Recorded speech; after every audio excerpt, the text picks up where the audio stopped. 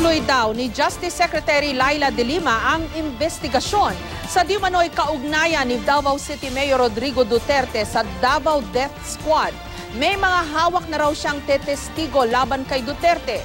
Hamon naman ni Duterte kay De Lima, magsampa na lang ng reklamo at tumayo bilang testigo. May report si Victoria Tulad. Ginagawa ko yung palagi. Ngayon, pagka yung exasperation, sabi ko, yung ako nang gawain yung presidente, ubos yan lahat, itatapong ko yan sa Manila Bay. Ipakain ko yan sa isda para tataba ang mga isda dyan. Yung mga kriminal, isali ko na yung mga corrupt sa gobyerno para isang ratsada lang. Kilala sa mga mapangahas na pahayag si Davao City Mayor Rodrigo Duterte. At kamakailan, huling naungkat ang di umano'y kaugnayan niya sa sinasabing Davao Death Squad, isang vigilante group na di umano'y pumapatay ng mga kriminal sa Davao City. Hindi raw kumbinsido si Justice Secretary Laila De Lima sa paliwanag ng alkalde. Itutuloy niya raw ang pagpapaimbestiga kay Duterte kaugnay ng Davao Death Squad. Ayan ang sabi niya. So you investigate him? May mga witnesses kasi kami noon sa CHR na iba ang sinasabi. Tapos itong witness din na ngayon na nasa WPP, ganun din ang sinasabi. Siya ang tinuturo na nasa likod niyan. At wala raw itong kinalaman sa politika. Talagang I've been really raising hell against this phenomenon called Davao Death Squad. Nag-conduct nga ako noon ng public hearings at doon nga siya una atang nagalit sa akin eh. Wala naman po akong pakialam sa mga political considerations. Yan si De Lima, nagpapa-ek-ek lang yan. Gustong tumakbo yan ng senador. Then I said, you file a case against me. You started it when you were the human rights chairman. You file the case, make yourself as the complainant, and I will place you in the witness stand. Dahil dito, hindi na napigilan ni Duterte na maglabas ng hinanakit kay De Lima. Wala kayong respeto. You do not even try to find out the truth.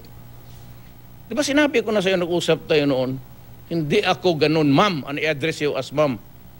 Although mas nauna ako sa eskwelahan natin sa iyo. Ni ma'am kita eh. Iba't ibang isyu rin ang ipinukol ni Duterte kay De Lima. Partikular ang pagkukulang daw nito sa pagbabantay ng bilibid. Sagasaan kita. Sinagasaan mo ako na sa power ka, sa sagasaan kita. You better stay there, DOJ, until the end of time. Because I will file charges. Hindi naman daw magpapasindak si De Lima sa anumang pagbabanta. Nagsimulang mapabalita ang Davao Death Squad o DDS noong dekada 90 sa ikalawang termino ni Duterte bilang mayor ng Davao City. Pinapatay di umano ang mga tulak ng droga, kriminal, pati mga batang kalye. Ayon sa ulat ng Human Rights Watch, may nakalap silang ebidensya sa 28 kaso ng pagpatay ng DDS. Ang mga biktima ay kasama sa isang listahan ng mga kriminal na binabantaang sila'y papatayin kung hindi sila titigil sa paggawa ng krimen. At ayon daw sa kanilang investigasyon, may ebidensyang may kinalaman o may alam dito ang mga opisyal ng gobyerno at mga pulis. Sinama ng Human Rights Watch sa kanilang ulat ang ilang insidenteng nag-anunsyo si Duterte sa telebisyon at radyo ng mga pangalan ng mga kriminal na natatagpo ang patay pagkatapos. Magkailang beses na ring ipinagmalaki ni Duterte na ligtas ang mga kalsada ng Davao City dahil sa paghihigpit laban sa kriminalidad. Dahil dito, nakilala rin siya sa bansag na The Punisher. Taong 2013, isang kidnap for ransom group ang nabaril ng mga pulis sa Davao City. Agad binatikos ng Commission on Human Rights ang di umano'y shoot-to-kill order ni Duterte sa mga pulis laban sa mga kriminal. Oras gumalaw ang pulis and he is in front of dangerous men armed, the order should be shoot to kill. Why? Because in performing his duty, he is also about to lose his life. They will have my protection, they will have my assistance, and we will go to jail altogether. Naging kontrobersyal din ang pagpapakain ni Duterte ng papel sa isang lalaking nahuling nanloko ng mga informal settler.